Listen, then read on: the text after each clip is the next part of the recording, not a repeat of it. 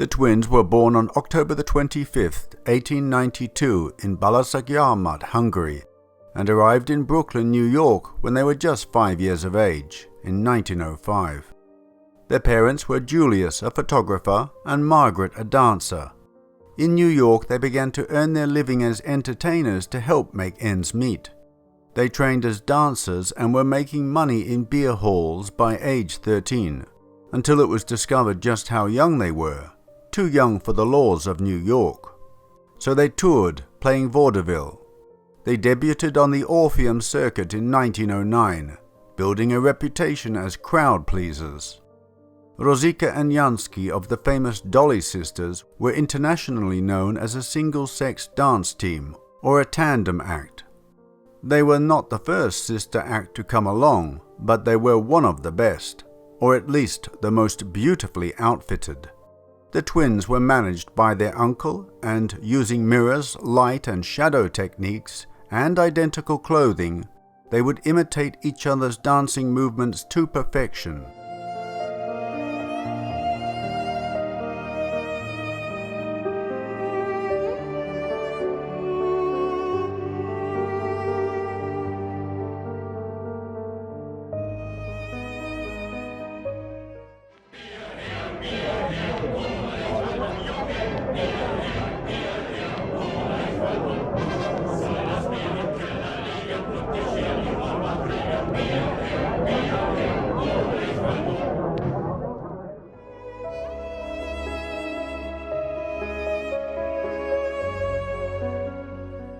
They changed their names to Jenny and Rosie when a producer's wife described them as being like two cute dollies, and the name stuck. And so they became the Dolly Sisters. Florence Ziegfeld Jr. signed them up for his Ziegfeld Follies in 1911, saying, "You can't do much, but you're cute." And cute they both were, dainty but curvy in the right places. They had identical large eyes, rosebud lips, heart-shaped faces and glossy dark hair. Dancing together they had a unique exotic appeal, enhanced by lively, endearing personalities. For their Siamese twin dance routine, Ziegfeld draped them in fabulous costumes that were to be their mainstay throughout the rest of their careers, accentuating the latent exoticism of their almond-shaped eyes, black hair and small svelte bodies. With Asiatic finery, jewels, headdresses and finger symbols, they seemed to be from the Far East, and back then, Hungary was pretty much Far East for most American folks.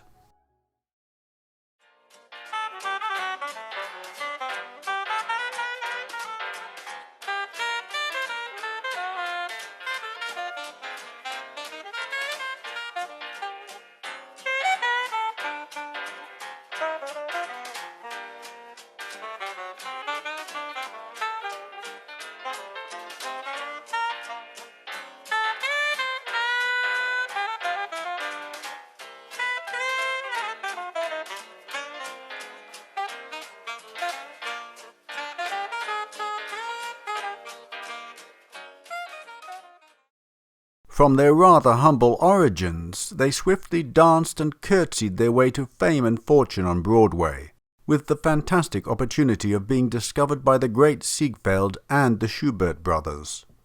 They were close friends with the elite of Broadway and Hollywood, and became the essential prerequisite for any Broadway gathering. Sporting sleek black bobs, their identical appearance and chic sense of style was a magnet for dress designers. Significantly, Lucille, Jean Lanvin and Jean Pateau, who provided costumes and wardrobes for the Dolly Sisters, in what was often a mutually convenient arrangement of celebrity endorsement.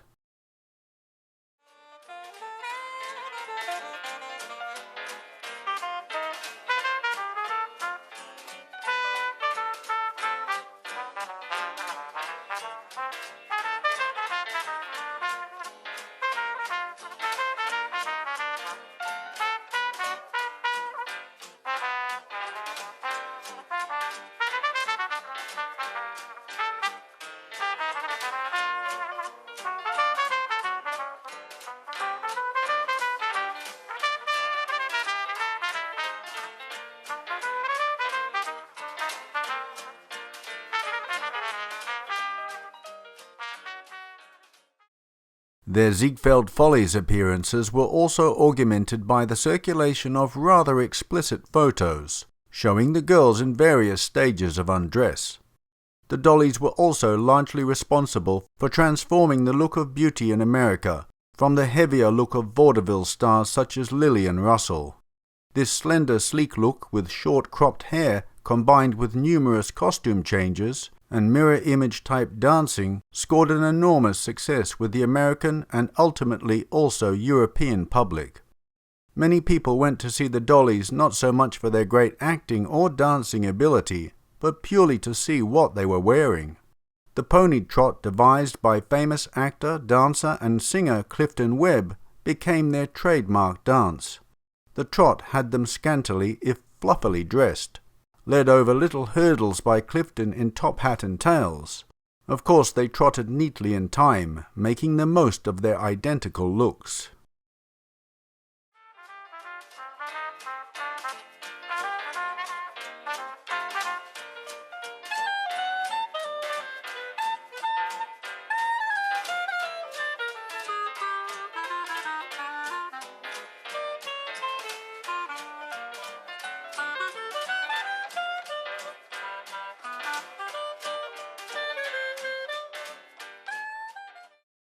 After a couple of years as the Follies, they chose to work apart.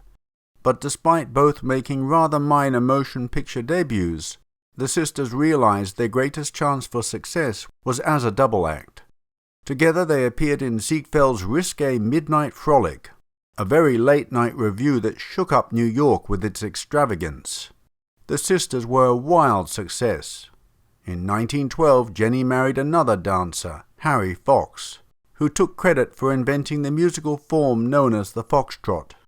Together they toured in vaudeville, but not with the same success as the sister act. In 1913, Rosie married hit-making composer Zeno Schwartz, or Gene Schwartz as he gradually became known, and Schwartz immediately ceased his 13-year collaboration with William Jerome, perhaps as a result of this union. Schwartz had much in common with Rosie, since both had been Hungarian émigrés to America early in their lives.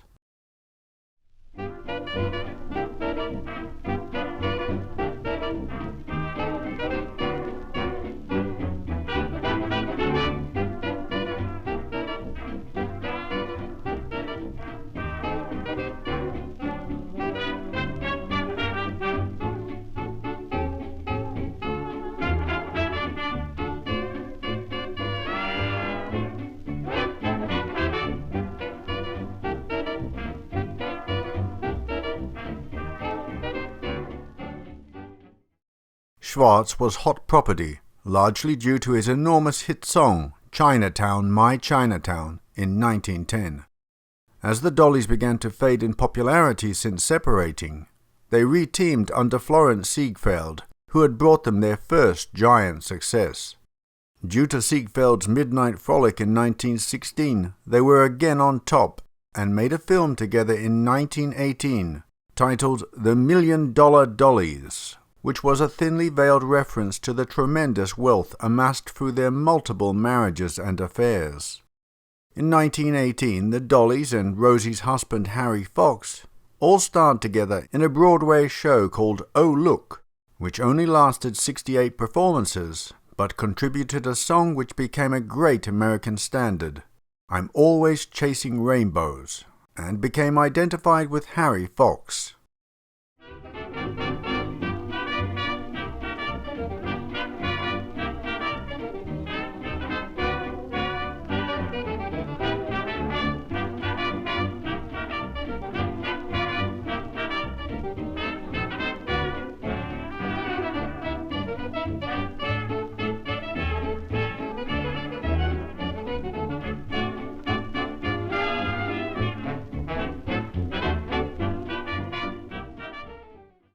In 1918, following the closure of the Broadway show, they moved to France, but continued to perform and lived in a magnificent chateau, while being courted by the rich and famous of Europe, including heirs to the throne of various countries.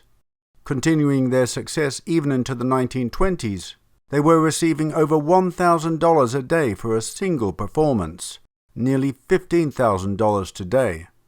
The marriage to Harry Fox fell apart in 1921, and Harry struggled subsequently, eventually having to leave show business as his old-fashioned hat and cane style of vaudeville faded in the 1930s. He lived the rest of his life in obscurity and near poverty. The sisters, however, having moved on after discarding Harry, continued to make international headlines with their gambling binges and horse racing interests, and Jenny's fabulous jewellery collection. Their performances continued to become major events in France, while the headlines continued in America about the wild pair who had become symbols of the decadence and excess of the jazz age.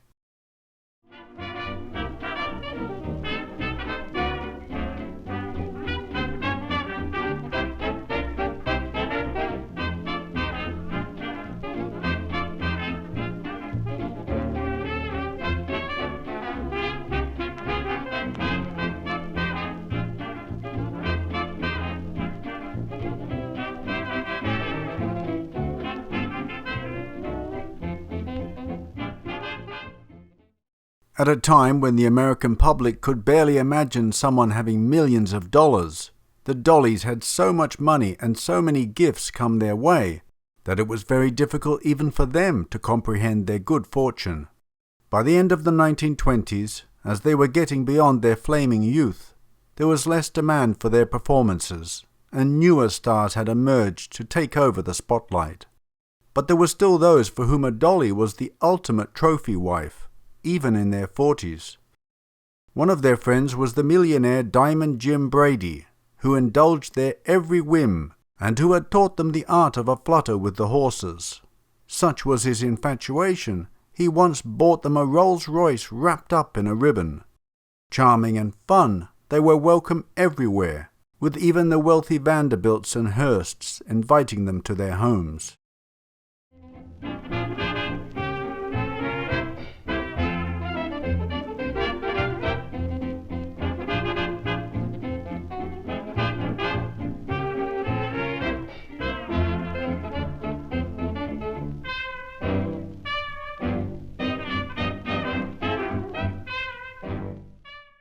Hugely successful, London was agog at tales of their extravagance, their jewels, and their flirtations. The memoirs of dancer June Tripp recalled that, if one could believe the tales, thrones were about to crumble and multi-millionaires willing to go broke for love of them. After seeing their show, 26-year-old Edward, Prince of Wales, introduced himself to the twins at a Park Lane party. Rosie described him as a blonde, pink-faced youth. "I think you're wonderful," he said as he foxtrotted with them. "Pinch me, I'm dreaming," Jenny whispered to her sister.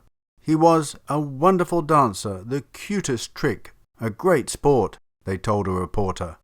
Apparently Jenny was his favourite, but he was strongly warned off romance by palace advisers.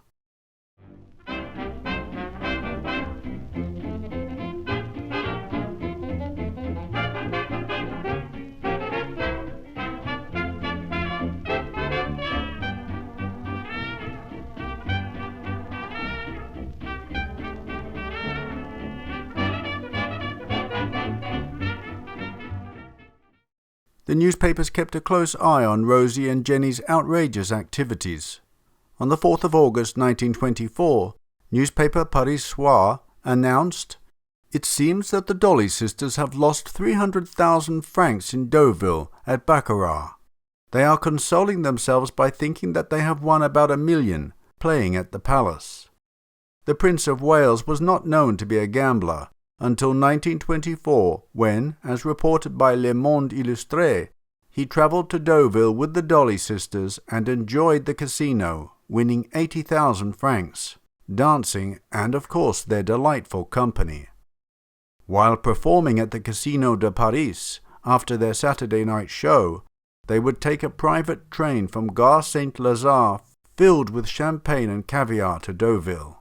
Here they played Chemin de Fer and baccarat, travelling back to Paris in time for the Sunday matinee, sleeping on their journey.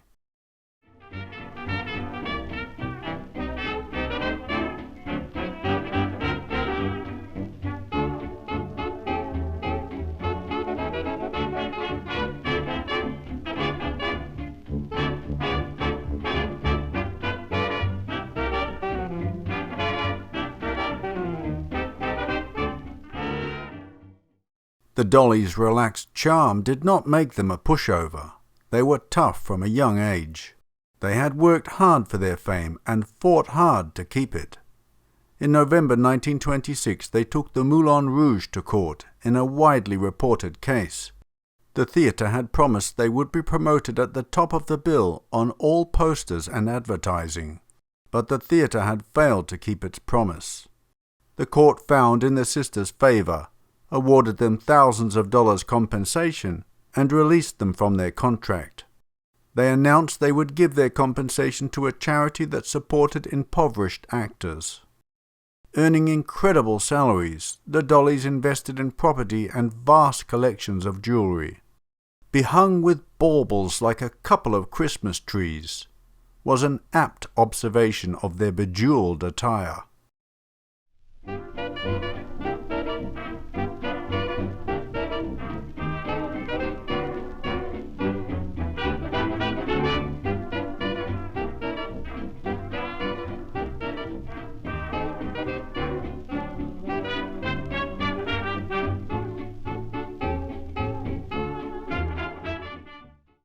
It's now time for American Harry Gordon Selfridge to get caught up in their web.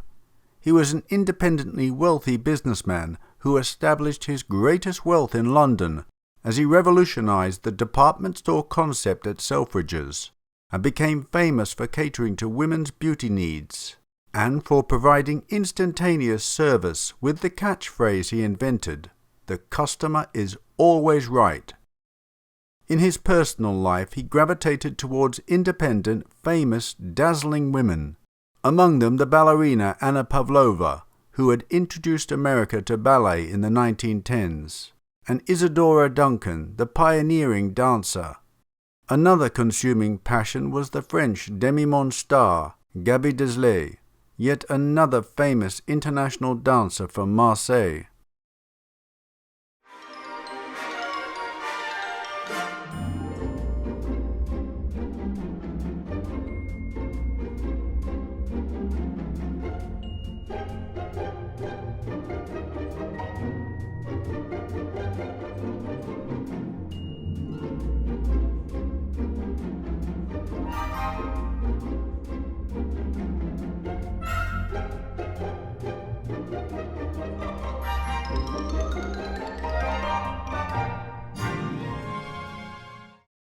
He was particularly attracted to muscular dancers with magnificent figures, and fell in love with Jenny in 1925. He was 69 at the time. He invited them to stay at his villa outside Deauville, and, an enthusiastic gambler, gave them unlimited credit at the casinos of Deauville and Trouville. She was, however, continuing to date and receive gifts from other wealthy men at this time. Over the next few years he spent millions on Rosie and Jenny. He once presented them with 4-carat blue diamonds set by Cartier into the shells of 2 live tortoises, and had ice cream flown over from London to Paris just because he knew they liked it. Harry regularly covered their gambling losses that ran into several million francs. Around this time, Lady Thelma Furness, close friend of the Prince of Wales, said of Jenny, "I have never seen so many jewels on one person in my life. Her bracelets reached almost to her elbows. The necklace she wore must have cost a king's ransom, and the ring on her right hand was the size of an ice cube."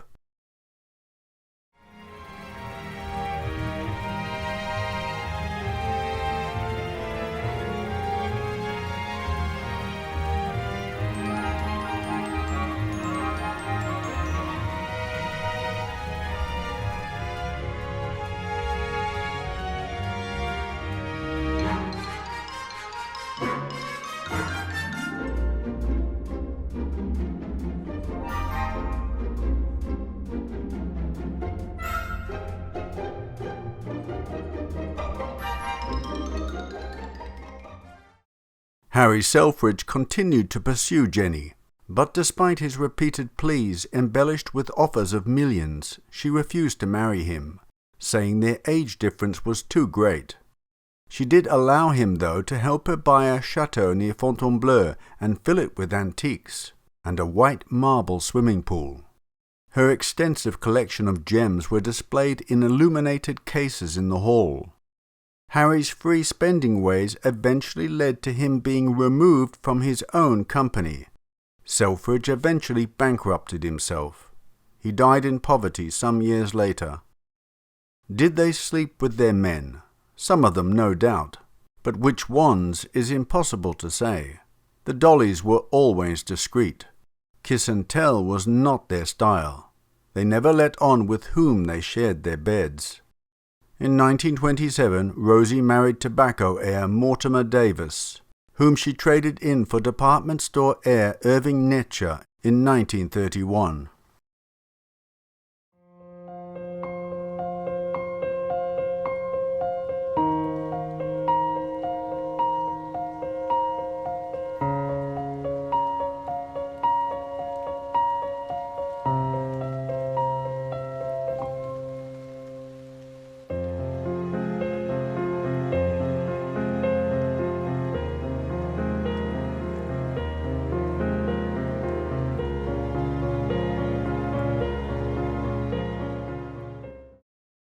By the late 1920s, the sisters were feeling perhaps a little old for their act, and certainly too rich to continue their stage careers. After Rosie barely survived appendicitis in 1928, they decided to retire, although their high living continued. Then Wall Street crashed in 1929, and the following decade was very different for the sisters. No longer working together, their lives went in very different directions. Rosie's third marriage was a success, and she retreated from public life, living in America, bringing up a family, and doing charitable work for Hungarian children. Jenny was not so fortunate. She opened a couture house in Paris, and she adopted 2 5-year-old girls, claiming she had found them in an orphanage in Budapest, and brought them to live with her in France, hoping she could train them to be the new Dolly sisters. Unfortunately, the couture house failed. The girls had very little talent and were not really twins.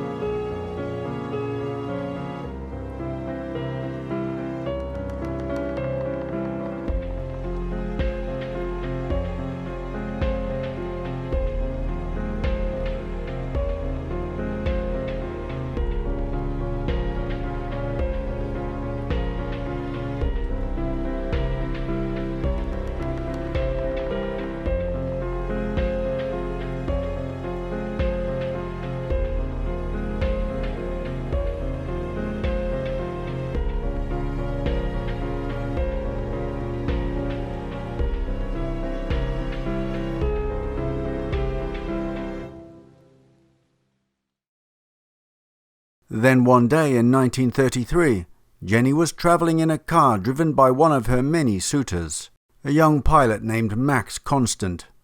As they neared Bordeaux, Constant lost control of the vehicle and crashed into a tree.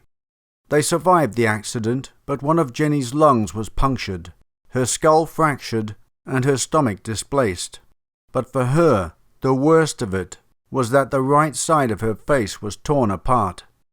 Her fortune had already been dented by the Wall Street crash, and then the French government fined her $750,000, the equivalent of $17 million today, for evading customs duty on her jewelry collection, which she had to sell. She endured 15 separate operations to restore her once matchless face. In the end, it was futile. Her looks were forever gone. It is said that she regretted surviving with the facial damage. The surgery had some success, but Jenny always felt she was a broken shell. Perhaps her injuries damaged more than her body, as she suffered terrible depressions.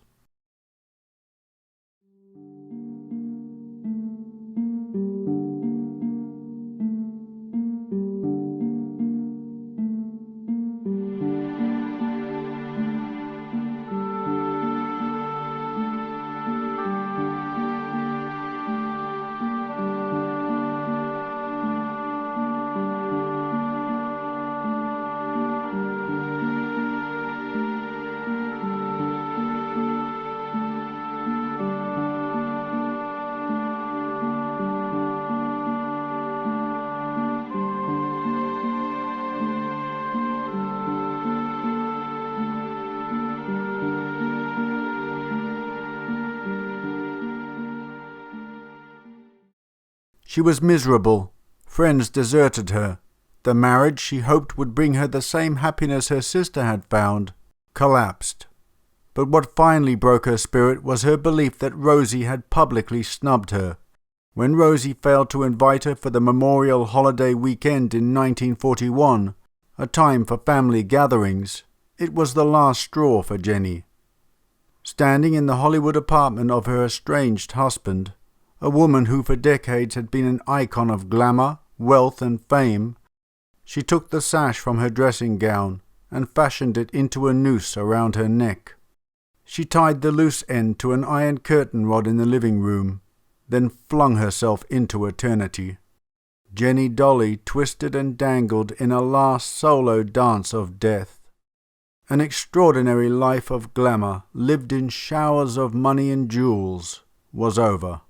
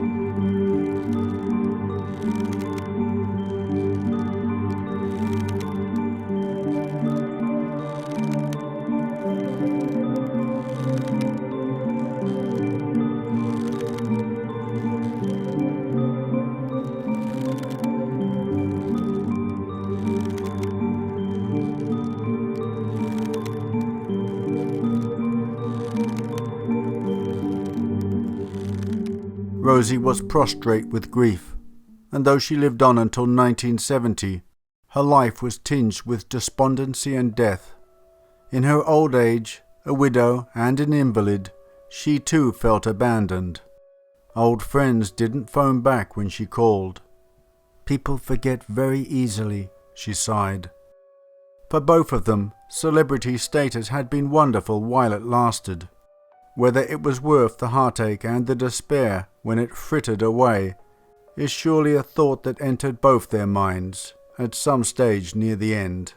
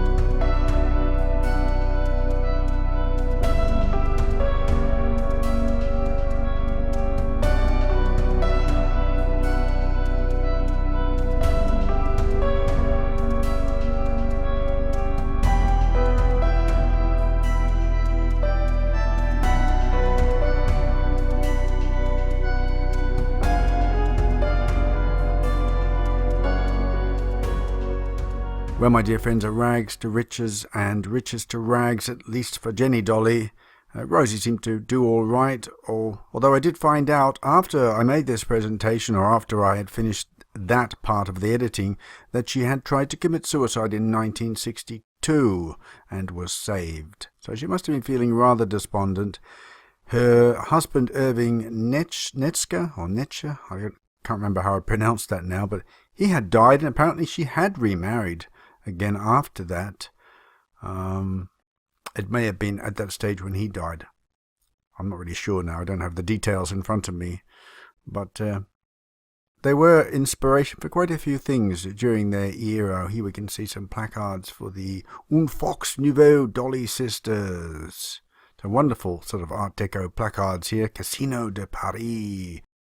Charleston Dolly. The famous Charleston presented in the New Review by the Dolly Sisters. Isn't that a fabulous placard? And even some beautiful Art Nouveau. They're really like Art Nouveau, aren't they? Or I guess you could say. Yeah, I think to me they're Art Nouveau. Although this part here looks a bit more Art Deco. And I guess the headdress too. What do you think? Is that Art Nouveau or Art Deco or on the cusp of either? But it's very beautiful, isn't it? What is that? Porcelain or ivory and bronze? Wonderful. That's really nice. When was that made? Doesn't say. Oh, it's bronze and ivory. Okay, it was ivory. Ew.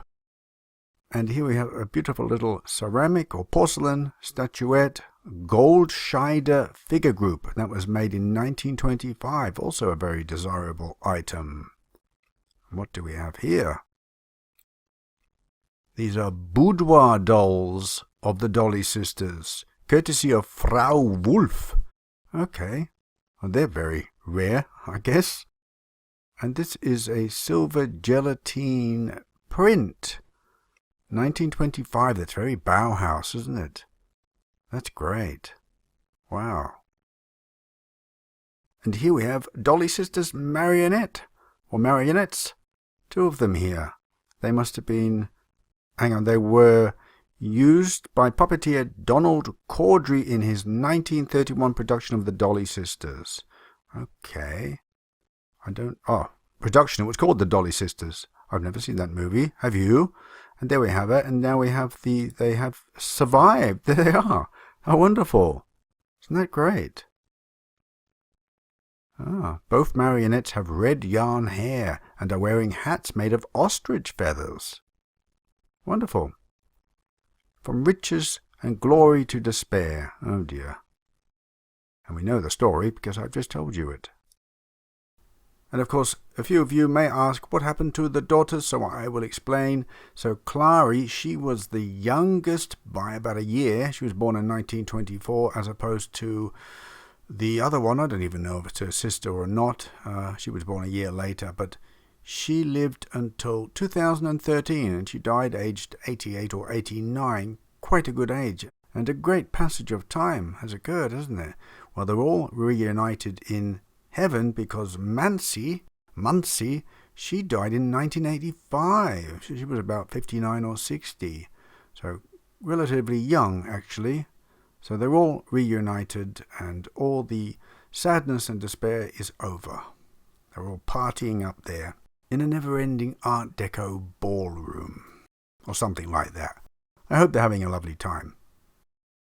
Really quite sad how fate stepped in and tripped Jenny Dolly up like that. I wonder if she had the chance to just have a normal life and not have any of that glamour and fabulous amounts of money, whether she would do it. What a tragic fall, really, from all that to this depression that developed after the crash. Even though I did read that the doctor who restored her face as best he could did quite a good job. There was only very small scars visible, but obviously there were bigger scars on the inside. Something died in her after that crash, and that's why she said she just felt like a shell at the end. And it must be even harder after you've had such a fabulous time. You know, that rocket rise to fame and fortune. And they were gliding along there on a gilded lily for a long time. Yeah, even though after the crash, she did get married. She was invited to come and stay with Rosie for a while, and she met this guy, a lawyer, a wealthy lawyer. She married him, and then they adopted these two girls. And then she opened up a couture shop in Paris, which ultimately failed. But apparently the depression had set in after the car crash and was always there. So she never really recovered from that.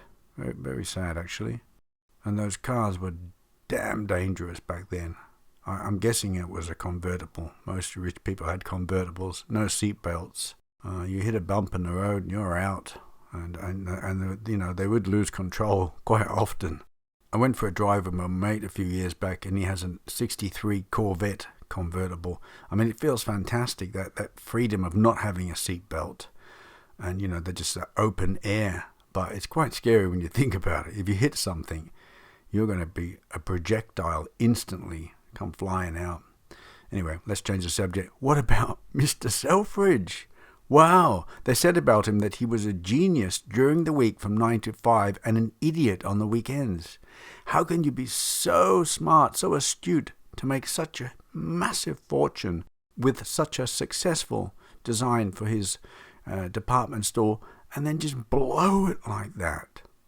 It's just a paradox for me. I can't come to terms with that. How you could just, okay, spend a bit, but he was just blowing like hundreds of thousands when hundreds of thousands was a whole lot of money.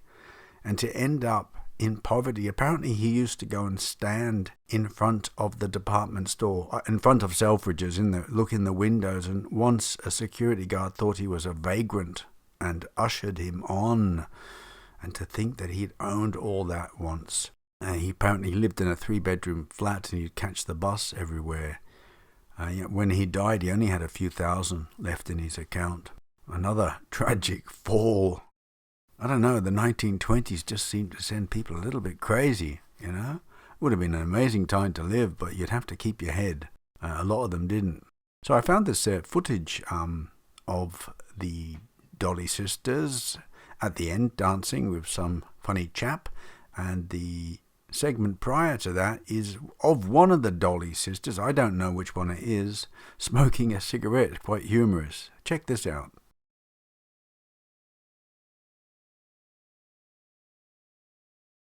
Before I say goodbye on this presentation, and before we go to the bloopers, yes indeed my friends, there were a few bloopers that might amuse you, but before we go there, as I started investigating this story, I remembered in the filing cabinet of my mind that in my storage space somewhere there was a vintage photo print of the Dolly sisters that I had.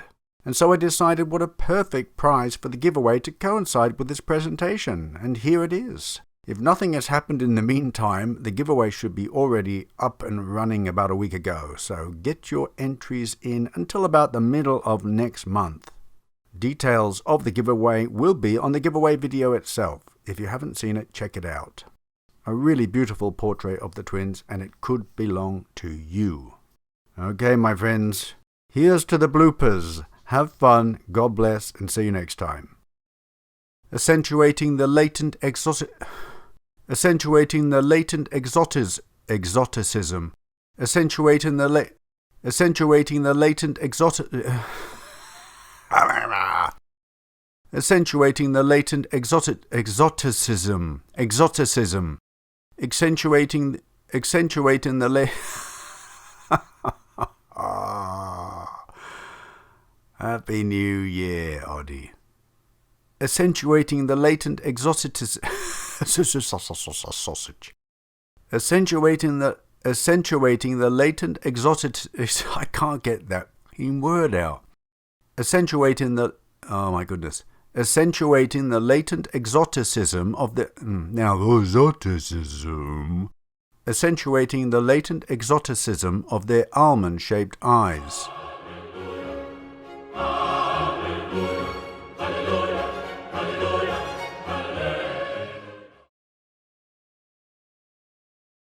Sporting sleek black